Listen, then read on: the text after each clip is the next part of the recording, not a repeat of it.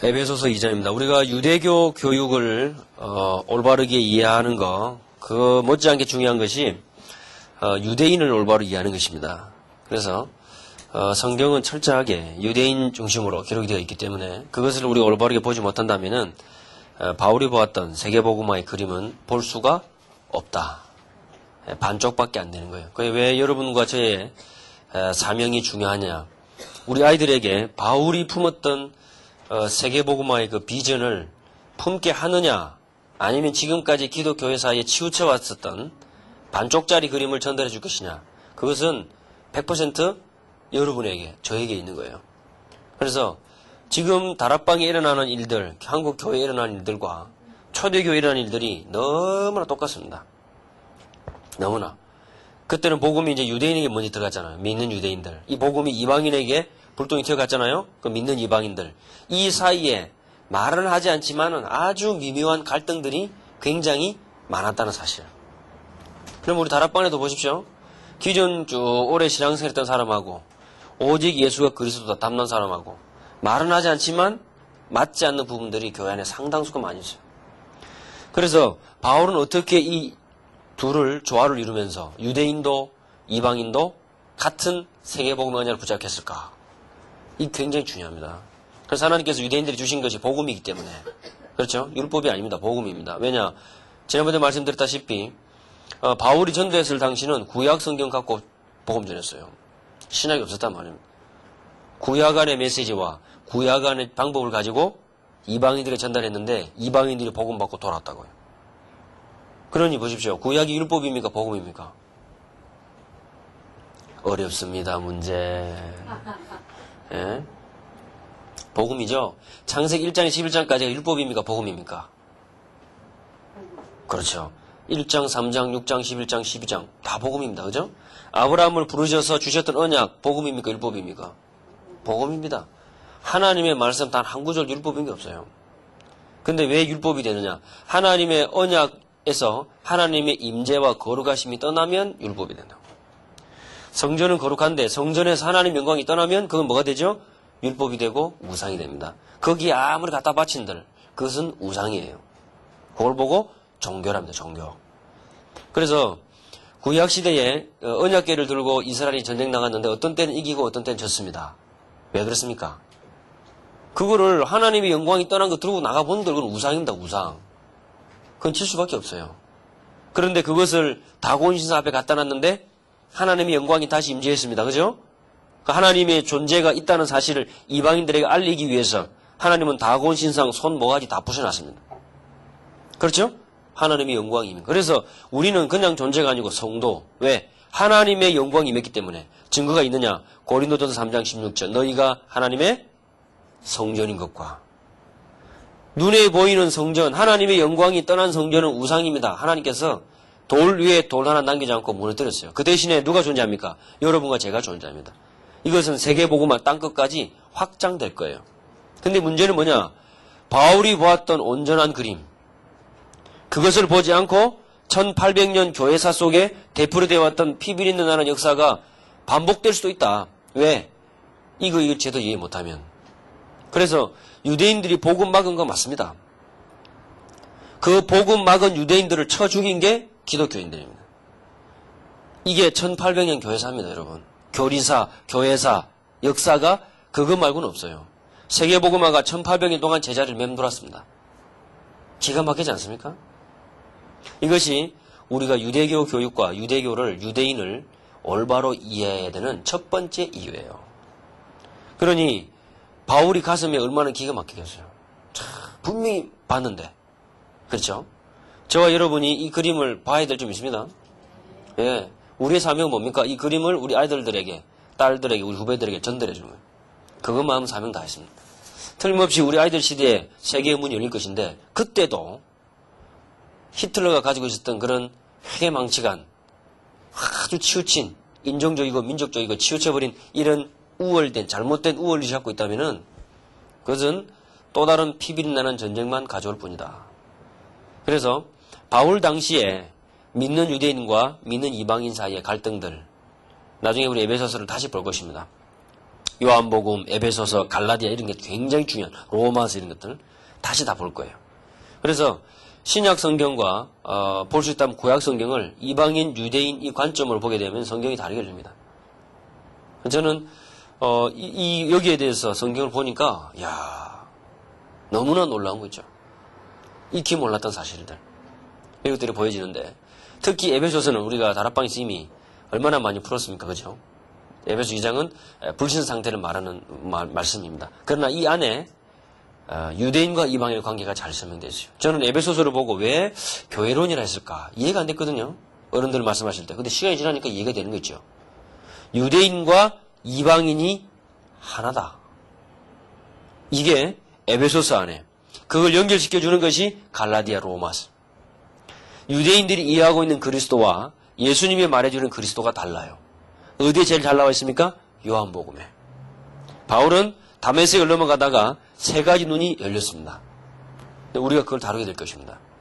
그래서 그 이전에 왜 그럼 우리가 유대인을 올바르게 보고 있지 못하는가 그 이야기를 해야 됩니다. 그래서 오늘 에베소서 2장을 다시 한번 읽었으면 좋겠습니다. 자, 보십시다. 11절에서부터 보니까요. 제가 한번 읽겠습니다. 그러므로 생각하라 너희는 믿는 이방인들입니다. 그때에 육체로 이방인이요 손으로 육체에 행한 할례당이나 칭하는 자들에게 무할례당이라 칭함을 받은 자들이라. 여기서 손으로 육체에 행한 할례당이라는 것은 무슨 말이냐면요. 이방인 가운데 먹고 살기 위해서 유대교를 개종한 애들이 있습니다. 누가 쟤네들 보고 할례를 해라 했습니까? 말하라 했습니까? 그런데 유대교로 개종하고 지가 알아서 할례를 했어요. 그리고는 자기가 구원받은 유대인이야 이거죠. 요것들이 바울 따라다니면서 할례 받아야 구원받는다고 말했던 복음의 대적자들입니다. 여기 나온 이 사람들이. 바울 가는 걸음마다 그러니까 유대인 이방인들 보고 야 네가 어때서 구원받았냐 할례도 안 했으면서 나는 돈 주고 족보를 사고 할례를 행해서 내가 할례 했지 않냐. 바울 이게 모세 언약을 따라서 내가 할례 했지. 너는 할례도 안 해주지 이방인이 무슨 구원받다 말하냐. 이렇게 나온 거예요. 그런 사람들에게 우리가 무할례당이라고 칭함을 받았다 이 말이죠. 그러나 그때에 보십시다. 무슨 말입니까? 구원받기 전에 복음 받기 전에 너희는 그리스도밖에 있었고 그렇죠? 우리 민족이 그리스도밖에 있었어요. 이스라엘 나라 밖의 사람들이라 약속의 언약들에 대하여 외인이요 세상에서는 소망이 없고 하나님도 없는 자이더니 뭐라 그랬죠? 전에는 그랬습니다. 이제는 전에 멀리 있던 너희가 그리스도 예수 안에서 그리스도의 피로 가까워졌느니라. 어느 만큼 그는 우리의 화평이신지라 둘로 하나를 만드사 중간에 막힌 담을 하시고 원수된 것 곧 의문에 속한 계명의 율법을 자기 육체로 폐하셨으니 이는 이 둘로 자기 안에서 한 새 사람을 지어 화평하게 하시고 방법은 십자가입니다. 십자가로 이 둘을 한 몸으로 그렇죠? 믿는 인과 믿는 유대인과 믿는 이방인이 한 몸으로 하나님과 화목하게 하려 하심이라. 감히 하나님 앞에 저주받은 이방인인 우리가요. 하나님과 화목하게 된 겁니다. 그래서 원수된 것을 십자가로 소멸하시고 또 오셔서 먼 데 있는 너희에게 믿는 이방인들 평안을 전하고 가까이 있는 자들에게 믿는 유대인들 평안을 전하셨으니 왜요? 이는 저로 말미암아 우리 둘이 한 성령 안에서 아버지께 나아감을 얻게 하려 하심이라. 우상 숭배하던 우리가 그리스도 예수로 말미암아 한 성령 안에서 아버지께 나아감을 얻게 하려 하심이라. 우리 민족 5천년 동안 한 게 뭐 있습니까? 우상숭배, 전공 우상숭배, 부전공 뭐 이런 거, 제사 이런 거. 한 게 뭐 있어요? 네? 그런데 보세요. 한 성령 안에서 아버지께 나아감을 얻게 하려 하십니다. 그리스도 안에서. 얼마나 감사합니까? 그러므로 이제부터 너희가 뭡니까? 외인도 아니요 손도 아니요 오직 성도들과 동일한 시민이요 하나님의 권석이라. 누가요? 이방인 너희가. 복음 알았습니까? 영적으로 시달려 죽어가던 너희가 이렇게 부된 겁니다. 그러면서 너희는 사도들과 선지자들의 터 위에 세우심을 입은 자라. 감히 어떻게 우리가 사도들과 선지자들의 터 위에 세움을 입게 됩니까? 우리 조상이 누군데? 그러면서 그리스도 예수께서 친히 모퉁이 돌이 되셔서 그의 안에서 건물마다 서로 연결하여 주 안에서 성전이 되어가고 너희도 성령 안에서 하나님의 거하실 처소가 되기 위하여 예수 안에서 함께 지어져 가느니라. 이러므로 그리스도 예수의 일로 너희 이방을 위하여 갇힌 자 된 나 바울은. 이게 나오죠. 바울이 도대체 무엇을 보았길래 이렇게 이 뜨거운 가슴을 전했을까요? 참 대단한 일입니다, 이게. 그래서 우리가 지난 시간에 얘기했듯이 처음에 복음을 하나님께서 이것을 유대교라는 안에다가 복음을 주셨어요. 지금 복음 받으려면 어디로 와야 돼요? 지금 어디로 와야 됩니까? 예, 기독교라는 이 안으로 와야 돼요. 하나님께서 불교에다가 복음을 준 게 아니고, 그죠? 불교에다가 복음을 줘놨으면은 미륵이 그리스도 아닙니까? 네, 그렇게 될 건데 기독교에다가 복음을 주셨단 말이에요. 지금은 처음에 하나님께서 여기에다가 복음을 주셨어요. 이방인들이 복음을 받으려면 뭐로 개종해야 돼요? 옛날에는 유대교로 개종해야 돼요. 그렇게 해야 복음을 겨우 들을 수 있었어요. 왜냐? 유대교나 기독교나 껍데기입니다. 껍데기. 하나님께서 우리에게 처음부터 주신 건 뭡니까? 원래 복음. 그죠? 구약 신약 나눠줄 뿐이지 성경 66권 전체가 다 뭡니까? 복음이에요. 그런데 하나님께서 여기에 주신 복음이 어디로 옮겨졌어요? 이방인에게 옮겨졌어요. 왜 옮겨졌죠? 예루살렘과 이스라엘이 없어져 버렸습니다. 그러니까 이방인 지도자의 자리에 딱 올라섰습니다. 바울이다, 베드로다 다 숨겼어요. 그리고 이 복음이 이방인들로 들어가는데 바울이 그 문을 이방인에게 복음이 들어갈 수 있도록 물질러놨어요. 근데 이방인들이 우상숭배하고 영적 문제 저주받다가 복음 받으니까 물밀듯이 몰려오는 거예요. 물밀듯이. 그러니까 지금 보십시오. 한국 아래에서 다락방 운동 잘 몰라요. 외국에서 훈련받으러 다 돌아요. 외국에서. 그러니까는 가만히 한국에 있는 사람들은 멍하니 몰라. 어떻게 돌아가는지. 왔나 보다 이렇게 본다고. 마치 그것처럼 유대인들은 이 복음을 받아서 보존하고 전수하기만 바빴지 이게 현장에 어디에 필요한지를 몰랐단 말이에요. 현장에 몰랐어요. 현장. 왜 다락방이 현장 중요하느냐. 이 복음이 어디에 필요한지 모르면 어떻게 돼요? 보존하기에 바빠요. 훈련받기에 바빠. 현장입니다. 현장. 그런데 이 복음이 이방인에게 딱 전달됐는데 이 이방인들은 물 빨아당기듯이, 그죠? 마른 땅에 물 먹듯이 복음을 흡수하잖아. 그러니까는 엄청난 숫자들이 들어오는 거예요. 근데 시간이 지나면서 로마에 의해서 유대인들은 멸망당하잖아요. 135년에, 그죠? 히데라니우스 황제에 의해서 명령이 떨어집니다. 그때 동방전선을 지키고 있던 베스파니우스 황제에게 명령이 떨어지잖아요. 이스라엘 쓸어라. 단만에 쓸어버립니다. 이스라엘.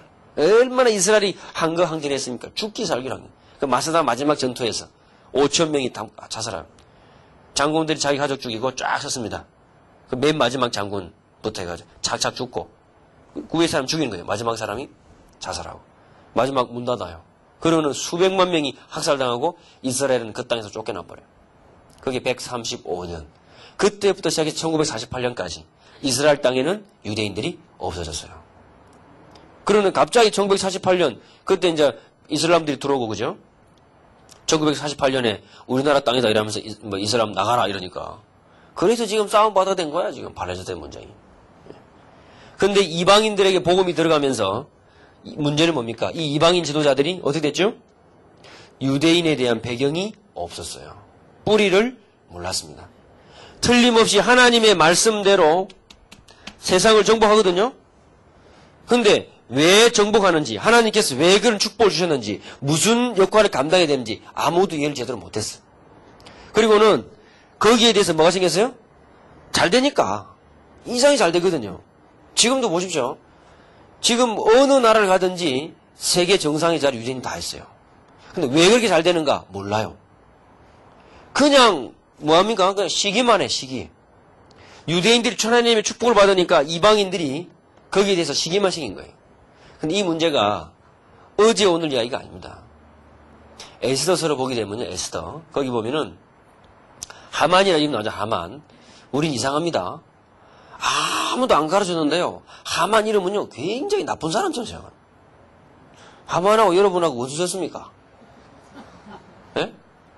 근데 에스더 모르드게는 막 우리 같은 편 같아, 이상하게. 그 왜 그럴까요? 하만이라는 이름 뜻이 충성된이라는 뜻이에요. 하만이라는 이름이. 그러니까 그 전체 나라를, 바벨론 전체 나라를 다스리는 임금 입장에서 볼 때는 하만이 누구예요? 충신입니다. 충신. 1등 공신입니다. 우리나라에겐 역적이지만 일본에게서는요, 그 누굽니까? 안중근 의사가 총사 죽인 사람이 누구죠? 이토 히로부미? 그 사람이 선각자 중에 선각자였어요. 졸지에 총 맞아 죽어버린 거야. 기가 막힌 일이지. 하만이라는 사람이 그 임금 입장에서 볼 때는 굉장히 중신이에요. 그러면서 127개 전체 도를 다스리는데 하만이 뭐라고 얘기하냐면 127개 도 가운데 딱 한 민족만 왕의 법도와 나라의 법률을 지키지 않고 자기들대로 사는 민족이 있습니다. 이렇게 보거든요. 근데 걔네들이 전부 다 성공해. 나라의 중요한 요직에 들어와. 왜요? 하나님의 축복을 받았기 때문에. 말씀대로 살기 때문에. 그렇게 해서 이런 민족은 없어져야 된다라고 왕에게 문서를 쓴 겁니다. 근데 아무도 하만하고 우리 민족하고 뭐 원수를 졌습니까? 뭐 나쁜 말로 갔습니까? 무슨 뭐 해꾸지를 했습니까? 뭐 요즘 들어서 뭐 독도가 너무 나라 땅이라고 뭘 했습니까? 전혀 아닌데 우리는 이상하게 생각한다 이 말이죠. 그 배경이 뭐라고요? 이런 배경이 있는 거예요. 유대인들은 하나님의 계획과 뜻을 따라서 축복받는데 이방인들이 거기에 대해서 뭐가 안 됐다? 이해가 안 된 겁니다. 이해. 유대인들은 그 사명을 감당 못했고 이방인들은 그 이유를 몰랐어요. 하나님께서 언제든지 한 일을 시작하실 때는 단체와 민족과 개인을 들어 쓰시거든요. 왜 그렇게 하냐 말이죠. 왜? 거기에 대한 이유를 모르면 어떻게 됩니까? 서로 간에 나오는 것은 전쟁밖에 없어. 전쟁. 유대교에서 기독교로 복음이 옮겨지고 난 이후에 이거는 뭡니까? 성전이 껍데기가 됐듯이 이거는 껍데기가 되어버렸어요. 하나님의 임재가 떠나니 완전 껍데기입니다. 아무것도 없어요. 마찬가지입니다. 하나님께 영광과 복음 따라보면 어떻게 되겠어요? 종교입니다. 종교. 그렇죠? 그 이후에 이방인 지도자들에 의해서 한 가지 사상이 만들어졌습니다. 그게 뭐냐? 유대인에 대해서는 그리스도를 죽인, 예수님을 십자가에 못 박아 죽인 살인자.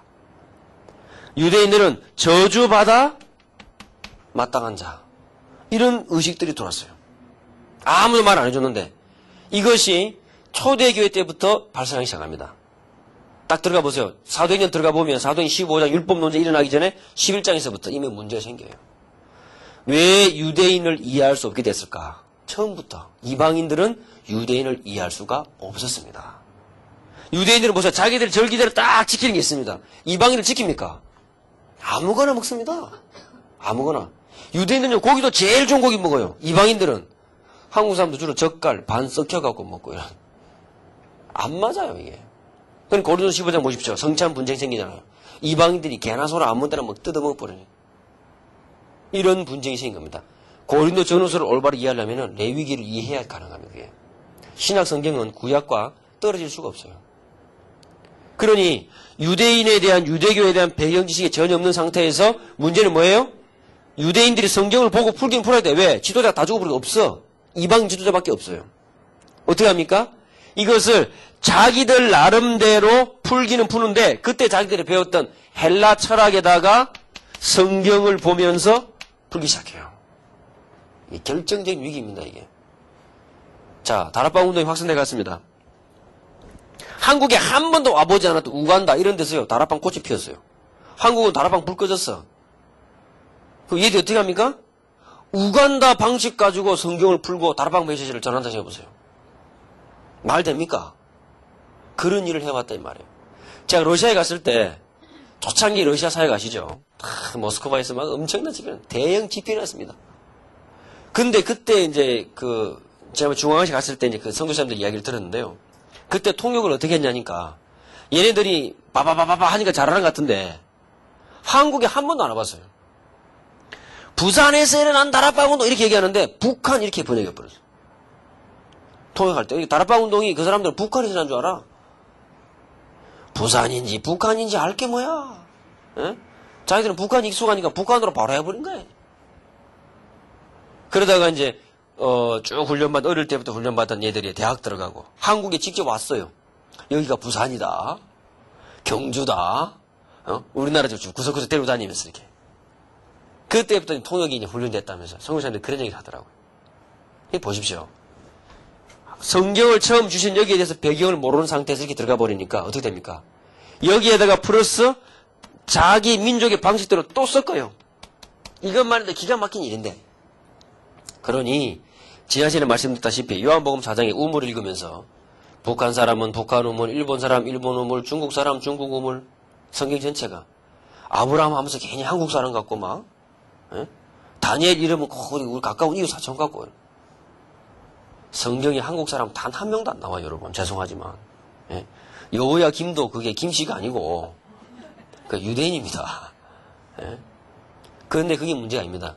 그러면서 점점, 문제는 그게 아니에요. 그것도 문제인데, 그러면서 둘 사이에 깊은 고리, 세계복음화가 정지되는, 제자리를 순환하게 되는 이런 악순환이 되어버린 거예요. 이게 1800년을 내려오면서 아무도 가르쳐주지 않았는데 이스라엘의 저주는 이스라엘 거, 이스라엘의 축복은 누구 거? 내 거. 이렇게 생각이 됐어요. 여러분이 이스라엘이라는 말 자체를 지금의 이스라엘이라는 개념으로 딱 읽고 성경 읽어보세요. 하나님이 이스라엘을 용서했는가 안 했는가? 이사야부터 예레미야, 에스겔. 하나님의 영광이 성전에서 떠났습니다. 에스겔을 보면. 그 다음에 어떻게 됐는가? 한 번도 그렇게 생각 안 합니다. 그러니까 바울 서신을 어떻게 읽어요? 전부 이방인의 눈으로 말리고 이방인의. 보입니까? 안 보입니까? 절대 안 보입니다. 그러니까 바울이 성전 들어가갖고 막 성전 기물 부수고 막 안식일 어기고 막 개판치고 그랬던 것 같죠? 그러기를 기대해요. 예수님 이러면 뭔가 유대인하고 다른 종족처럼 그렇게 하기를 바라듯이 본다 이 말이지. 그러니까 뭐가 들어가요? 유대교에 대한 적대감이 시간을 갈수록 깊어진 것입니다. 그 결정체 히틀러의 600만 학살이에요. 그런 일은 앞으로 또 일어납니다. 그런 지도자 생기면 또 일어나요. 왜? 이 관계를 올바로 이해하지 않았기 때문에. 유대교 교육? 유대교를 이해 못하는데 어떻게 유대교 교육을 이해합니까? 한들 백해무익이에요. 뭐가 나옵니까? 오히려 괴물이 나와. 괴물. 그러니 세계복음화는 유대인과 이방인의 관계입니다. 틀림없습니다. 그거 이해 못해가지고는 반쪽짜리입니다. 반쪽짜리. 그 어떤 분이 뭐 맞는 말인 틀린 말인 그런 얘기를 해요. 마지막 세계복음화 전쟁은 뭐냐? 믿는 유대인과 안 믿는 유대인의 한판 전쟁이다. 맞습니다. 우리는 뭡니까? 한국 민족은 바울이 이방인을 동력자의 자리에 올렸듯이 우리는 유대인을 동력자의 자리에 올려야 돼요. 여러분 이거 올바로 이해 못하면요. 선교도 어떻게 해요? 선교도 그렇게 해요. 저주받은 민족 아무도 모르는 가서 선교하자면서 그게 선교가 아닙니다. 그거는. 그렇죠? 중국 민족을요. 우리보다 못하게 여기면 안 돼요. 우리와 똑같은 동력자죠. 왜? 바울이 이방인들 우리랑 똑같이 여겨줬어요. 자기가 똑같이 여겨줬어요. 사도행 13장에 5명 팀 가운데 3명이 이방인입니다. 아셨습니까? 자기 수제자 이방 배경이 다 있습니다. 디모데 아버지 헬라인 이방인이에요. 디도 마찬가지. 디도란 말이 무슨 말인지 알죠? 티투스 로마 황제 이름입니다. 여러분. 그 가문 이름을 딴 사람이에요.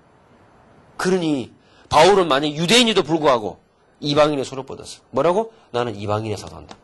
왜? 유대인에게만 복음을 주신 줄 알았는데 이 복음이 누구에게 더 필요하다고요? 이방인에게 더 필요해요. 여러분에게 복음이 필요합니다. 다른 민족은 복음이 더 필요합니다.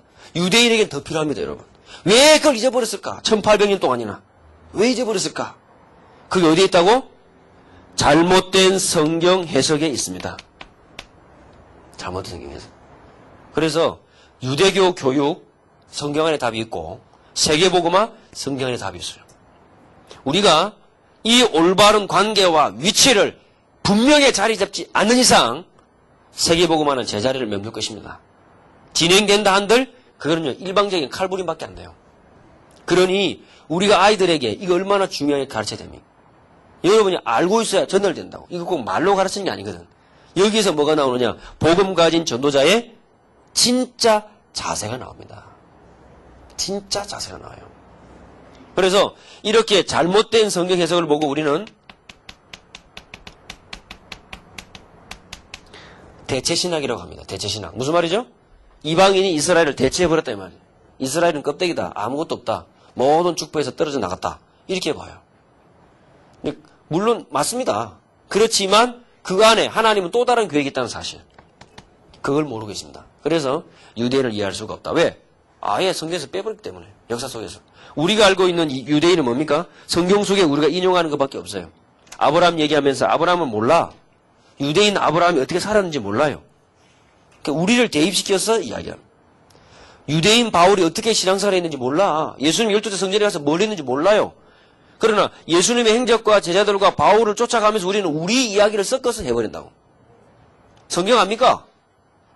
중요한 사실은 이런 배경하에서 관계 속에서 올바른 모습들을 우리가 알아가야 한다는 것입니다. 그러니 올바르게 볼 때 이제 바울 서신과 이게 새롭게 쫙 열립니다, 여러분. 하나님의 교회는 완전합니다. 계시록에 유대인도 이방인 똑같이 들어요. 하나님께서 처음부터 세계복음화 이방인을 개념에 넣었거든요. 그건 유대인이 몰랐잖아요. 떨어져 나간 거예요. 자, 여러분 요셉의 아들이 누구죠? 애굽에서 나왔던 요셉의 아들 두 명이 있습니다. 이름을 아십니까? 에브라임과 므낫세입니다. 그 이방인입니까? 유대인입니까? 이방인이죠. 그런데 요셉이 12지파에서 빠지고 누구를 집어넣어요? 두 아들을 집어넣어요. 하나님의 세계복음화의 계획은 처음부터 이방인 마인드가 있었어요? 없었어요? 있었죠? 유대인들 알았습니까? 몰랐습니까? 몰랐습니다. 왜 몰랐을까요? 다락방에서는 간단합니다. 그게 영적 문제지 이란다. 맞습니다만은 그게 이제 우리가 얻어야 될 답입니다. 하나님은 처음부터 이 복음이 유대인에게 필요하고 이방인에게 필요하고 다 필요해요. 일단 유대인에게 먼저 줬어. 왜? 샘플로 복을 받아야 돼요. 근데 이것을 전달해 줘야 되는데 안 넘어갔어요. 하나님은 아프지만 이 아들을 밟아놓고 이 약을 뺏어서 이 아들에게 준 겁니다. 더 복음이 필요한 이 무너져버린 아들에게 준 거예요. 하나님의 그 마음을 빨리 눈치채가지고 줘야 되는데 안 줘. 똑같이 해. 유대교가 선민의식에 빠져 있었던 것처럼 기독교인들도 똑같이. 오히려 어떻게 합니까? 유대인들이 기독교인 핍박한 것은 불과 몇 년. 거기에 비하면 1800년 동안 기독교가 십자가 이름으로 예수 이름 걸고 유대인 학살한 것은 비교할 수가 없습니다, 여러분. 그래서 가톨릭 밑에서 유대교는 짓밟혔습니다. 이슬람 밑에서 유대교가 꽃을 피웠어요. 아십니까? 중세의 유명한 이슬람 철학자, 학자들을 전부 다 유태계입니다. 웬일입니까, 여러분? 무엇이 그렇게 만들었을까요? 오죽했으면 유대인들이 십자가를 이렇게 안 긋는다지 않습니까? 더하기 빼기를 이렇게 안 한다잖아요. 기가 막힌 일이죠. 제가 이스라엘 갔을 때 그때 KBS 특파원으로 계시고요. 히브리 대학에서 오래 공부하셨던 분이 계셨습니다. 이분이 이스라엘 그 벤 예후다 거리라고 예후다라는 사람이 이스라엘 건립하는데 아주 중요한 역할을 하는데 그 가장 복잡한 사람이 많은 거리에 가가지고 이 사람이 이 유대인과 이방인의 관계를 알고 나서요. 한복 입고 멍석 깔고 100배 사죄하기 시작한 거예요. 100번 절한 겁니다. 한 20번 주방으로 사람들이 모이더래요. 한 30번, 40번, 50번 넘어가니까 웃더랍니다. 왜? 이상한 동양놈이 하나가 뭐 계속 같은 거 하니까. 70번, 80번 넘어가니까요. 이 장난이 아니거든. 다 끝나오니까 한 사람이 묻더랍니다. 왜 도대체 그러냐고. 남의 나라 와서 당신이. 왜 무슨 짓이냐, 이게. 이 강사님, 그때 강사였습니다. 얘기를 했습니다. 한국에서는 가장 큰 잘못을 했을 때 100배 사죄를 한다. 내가 한국 기독교인과 기독교를 자체를 대변할 수 없지만은 성경을 조금 알고 이 역사를 알면서 당신들의 조상이 아브라함이 믿었던 하나님을 나도 믿기 때문에 내가 이렇게라도 사죄하고 싶다. 그 얘기했더니요. 그 자리에서 이 말 물었던 사람이 복음 받고 예수 영접한 거예요. 유대인이. 얼마나 이게 우리는 몰라도 왜냐? 한국 사람들은 몰라. 유대인들하고 안 만났기 때문에. 지금 영미권, 유럽권의 유대에 대한 반감 아직도 깊이 쌓여있습니다. 얼마나 심합니까? 그리고 연결돼가지고요. 이분, 이제 강사님이 공부하면서 유대인들의 복음을 살살 전하기 시작한 겁니다. 그랬더니 나중에 누가 찾아왔냐니까 그 사람을 통해서 그 사람이 다니는 회당에 랍비가 찾아왔어요. 그 랍비가 뭐라냐니까 계속 교제하면서 그러니까 당신이 믿는 하나님은 내가 믿는 하나님하고 좀 다른 것 같다 이러더래요. 그런데 어느 날 연락이 왔어요. 당신 좀 뭐 별 효력은 없겠지만은 좀 기도해달라.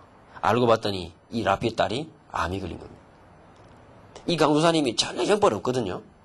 생긴 거 보니까 영벌 없게 생겼더라고. 가서 기도해주고 왔는데 이 딸이 나와버린 거죠. 웬일입니까? 아무도 안 놀라네. 이 랍비 하나가 회개하고 예수 믿기 시작했어요. 그랬더니 랍비 밑에 회당에 딸렸던 10가지 순간이 싹 다 졸졸이 다 따라와요. 예수 믿는 겁니다. 강사님 한 명으로. 아십니까? 유대인들 복음 더 기다립니다. 우리가 말하는 메시아하고 유대인들이 말하는 메시아하고 달라요. 달라요. 어쩌다 여러분 다르방 만나서 이 메시아라는 말을 깨달았는데 굉장합니다. 왜 그렇게 됐냐? 근데 왜 역사 속에서 이렇게밖에 안 됐을까? 왜 이렇게 안 됐을까? 이게 진짜 숙제입니다, 여러분. 이것이 하루 이틀 된 것이 아니라 교회사를 통해서 성경 속에서 유대인들을 배제시켜버린 엄청난 무서운 이 성경 해석에 의해서 역사는 지금까지 아픔만 되풀이해오고 왔던 거예요. 그래서 우리 다락방이 달리 말씀운동이 아닙니다. 여러분, 말씀으로 돌아가야 되는 거예요. 자, 이것이 시간을 두고 가면 갈수록 더 이제 구체적이 됩니다. 나중에 강연에 나오겠는데, 우리가 지금 초대교회 사도들 이후에 제자들의 제자들, 교부들에 가는데 그 사람들이 어느 만큼 오해했느냐. 루터 완전 오해했습니다. 왜? 그때는 복음도 임했을 뿐더러 세계복음만이 없었기 때문에. 유대인을 보는 뭐가 없어요? 관점이 없어요. 관점이. 우리 다락방에 뭐가 있어요? 세계복음화와 유대인을 볼 수 있는 무슨 관점이 있습니까? 복음의 관점이 있기 때문에. 이게 올바르게 봐지는 겁니다. 이게. 칼빈은 어떻게 했느냐? 칼빈은 성경 보니까 틀림없이 바울에 의해서 유대인들이 회복될 것을 로마서 말하고 있거든요. 그 얘기를 분명히 했습니다. 기독교 강령을 제가 직접 찾아봤어요. 칼빈이 했던 말 중에 유대인들 돌아올 것이다. 분명히 얘기했어요. 근데 그 사상을 그의 제자들과 밑에 후손들이 부각시키지 않았습니다. 그러니 종교개혁 당시에도 유대인에 대한 관점만은 회복되지 않았다. 그러면서 중세시대를 지나면서 마녀사장 유대인들 때려 죽이기 시작해요. 억지로 개종시킵니다. 그런데 유대인들 어떻게 합니까? 개종 안 합니다. 무엇이 유대인들을 그렇게 강하게 만들까요? 무엇이? 그 안에 무엇이 있어요? 유대교 교육이 있다 이 말이에요. 유대인 교육 말 아닙니다. 유대교 교육이 있습니다. 그러니까는 유대인들이 너무 피부받으니까 어떻게 하느냐? 그 랍비에게 편지 썼어요. 도저히 안 되겠다. 그 최고 랍비가 뭐라 답을 주냐면 개종해라. 그 대신에 너희들의 신앙은 포기하지 마라. 그렇게 해가지고 복음 받아가지고 시작된 유대인들이 있습니다. 독일에 있던 유대인, 스페인에 있었던 유대인들. 그 스페인에 있었던 유대인들을 보고 우리는 아슈케나즘이라고 하는데, 요 아슈케나즘 유대인들이 미국으로 넘어간 대표적인 가문이 바로 누구 가문이죠? 록펠러 가문이에요. 그렇게 시작돼요. 그래서 록펠러가 자기는 종교가 뭐라 그래요? 기독교라죠? 그러나 그 피에는 유대인 피가 있는 거예요. 그러니 어마어마한 부를 축소한다는 거예요. 이게 국제정세입니다. 그러니까 유대교를 이해 못했다. 국제정세 이해 안 됩니다. 5.1 쇼크 일어났던 거, 전 세계 여러 가지 정치 사건들 이해 안 됩니다. 어떻게 이해합니까? 유대인을 빼버렸다. 성경 골이 안 맞습니다. 유대인을 빼버렸다. 세계복음화의 퍼즐이 빠져버린 거예요. 그림 안 나와. 자, 올 겨울에 이제 아이들하고 시간도 보낼 겸 해가지고요. 퍼즐 맞추기를 샀어요. 1000피스짜리. 야, 그 인내력 테스트 하더라고요. 그게 처음에 살 때 500피스짜리 사서 좀 만만한 걸 해야 되는데, 1000피스짜리를 사면서 그림도 눈 오는 날 캄캄한 밤에 이제 기차 지나는 흑백 그림을 산 거야. 이거 뭐 어느 구석인지 알아야 말이지 이게. 에? 그런데 놀라운 사실, 그 비슷비슷해 보이는 퍼즐이 단 하나도 같은 게 없어요. 에? 맞아가서 끼어 누르면 이게 힘만 쓰지 안 들어가. 셋업을 하다가 몇 번을 완전히 인내력 테스트했어요, 그걸로 그냥. 그걸 갖고 했는데, 그 퍼즐이 이제 마지막 탁 꼽을 때 됐습니다. 그래서 제가 기념 촬영 찍어놨다 아닙니까? 마지막 퍼즐 탁 찍어낼 때 말이죠. 핸드폰과 디카 가지고 탁 찍어놨어요. 세계복음화의 마지막 퍼즐. 그 퍼즐 들어가기 전까지는 완성 아닙니다. 우리 퍼즐 맞추다 보면요, 그림이 잘 안 보이다가 맞추다 보면 이제 그림이 점점 넓어 보이죠? 유대인에 대해서 눈이 열려지는 만큼 성경, 역사, 세계사, 현대가 쫙 열릴 것입니다. 어째서 그런 핍박 속에 1800년 기독교인들의 칼 속에 유대인들이 자기 신을 포기하지 않았느냐? 유대교 교육입니다. 그러나 더 중요한 것은 하나님께서 유대인을 세계복음화의 관점에서 보존해 오셨어요. 마지막 시대를 위하여. 아십니까? 그게 로마서의 비밀로 나와 있습니다. 그래서 왜 유대인들이 모르느냐? 왜 유대인들을 모르게 됐느냐? 시간과 역사 속에 이런 엄청난 아픔이 다 말할 수 없는 아픔. 스페인에 가면요, 톨레도라는 지역에 똘레도라는 지역이 있는데 거기에 이제 아주 아름다운 강이 쭉 굽이 흘러요. 거기가 이슬람이 잡으면 가톨릭과 유대인들을 죽여서 강이 피로 물들고 천주교인들이 그 고지를 잡게 되면은 또 반대 사람 죽이고 그 안에 천주교, 이슬람, 유대교가 같이 그냥 공존하는 문화가 지금도 거기에 딱 기념관에 들어가면 유대인 박물관 딱 만들어놓고 있는데 거기 영화가 있습니다. 영화 실제 있었던 이야기입니다. 근데 거기에 한국말이 나와요. 왜? 한국 사람이 너무 많이 와가지고 한국어 해설이 딱 나와요. 여섯 형제들은 가정이 나옵니다. 임금이 얘기합니다. 나한테 절을 하면은 살려준다. 왜? 우상숭배이 아니까. 우리는 죽어도 죽었지 우상숭배 못합니다. 그 말 하는데 아들 본 앞에서 바로 아버지는 모가지를 쳐 죽여버려요. 보는데 큰아들이 묻습니다. 너 엄마 아빠 했던 말 번복하고 무릎만 꿇어도 살려주겠다. 우리는 죽음이 두렵지 않습니다. 큰아들 죽었어요. 둘째 아들 말했습니다. 한 번만 무릎을 꿇고 유대교를 안 믿겠다라고 말하면 살아준다. 우리는 우리의 나를 선택하신 하나님을 우리는 버릴 수 없습니다. 셋째, 넷째, 다섯째까지. 어린아이까지 맨 마지막 조금만에 남았어요. 이 임금님이 뭐라고 하면 여기까지 죽이면 어떻게 됩니까? 임금님이 꼬십니다. 내가 반지를 떨어뜨릴 테니까 너는 그 반지를 죽는 척 해갖고 죽어서 나한테 주라. 그것만 해도 내가 살려주겠다. 요 5살, 6살 어린아이가 뭐라 얘기하죠? 우리는 어머니, 아버지한테 배우기를 하나님 앞에만 경배라고 배웠습니다. 그렇게 하고 죽어요. 온 가족이. 무엇이 유대인들 그렇게 만들었을까요? 무엇이? 우리는 아이들 신앙 어디까지 지킵니까? 우리 아이들, 다락방 아이들. 유대인들에게 있었던 그 깊은 것 속에 유대교 교육이 있다. 동시에 그것만 있는 게 아니고 하나님은 세계복음을 하여 유대인들을 그렇게 해가지고 보존해 오셨다는 사실. 그겁니다. 그래서 우리는 지금 뭐 다 복잡하게 이야기할 수 없습니다만은 굉장히 많은 시간을 지나면서 이런 아픔들이 우리 속에 많이 들어있다는 거 기억하시면 되겠고, 성경을 한 군데만 찾아보면요. 이사야 한번 찾아보십시다. 이사야 41장을 한번 보십시다.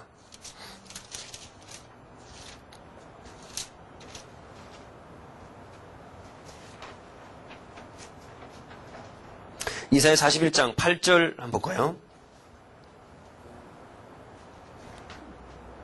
이렇게 되어 있습니다. 그러나 나의 종 너 이스라엘아, 나의 택한 야곱아, 나의 벗 아브라함의 자손아, 내가 땅끝에서부터 너를 붙들며 땅 모퉁이에서부터 너를 부르고 내게 이르기를 너는 나의 종이라. 내가 너를 택하고 실어버리지 아니하였다 하였노라. 이렇게 할 때 우리가 나의 종 너 이스라엘아, 한 번도 이스라엘을 생각해보지 않았어요. 누굴 생각합니까? 나. 그죠? 그러면서 나의 택한 야곱아, 야곱도 나야. 그 다음에 나의 벗 아브라함의 자손아, 이것도 나야. 그죠? 내가 너를 땅끝에서 모고, 전부 나야, 나. 나란 말이 한 명 없어요. 전부 이스라엘이거든요. 그런데 보세요. 우린 이걸 읽으면서 이스라엘은 버림받고 나는 부름받고 이렇게 생각합니다. 아무도 말 안 해줬는데. 신기하지 않습니까? 자, 54장 넘어가 봅시다. 이사야 54장.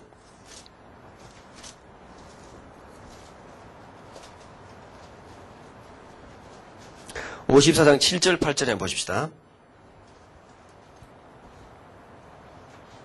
자, 내가 잠시 너를 버렸으나, 이스라엘 말합니다. 큰 긍휼로 너를 모을 것이요 내가 넘치는 진노로 내 얼굴을 내게서 잠시 가리웠으나 영원한 자비로 너를 긍휼히 여기리라. 내 구속자 여호와의 말이니라. 그렇죠? 하나님의 언약과 번영이 없습니다. 그래서 성경을 보는 올바른 관점, 이번 학기는 다른 게 아닙니다. 우리가 세계복음화 관점으로 유대인과 이방인의 올바른 관계만 볼 수 있다 해도 굉장한 거예요. 굉장을 얻은 것입니다. 하나님은 이런 올바른 관점을 가진 지도자를 기다리고 계시고, 우리 후대들을 통해서, 여러분 무릎에 있는 아이들을 통해서 신학, 역사, 성경, 세계사를, 국제정세를 올바르게 관찰하는, 꿰뚫는 그런 지도자들이 나오게 될 줄 믿습니다.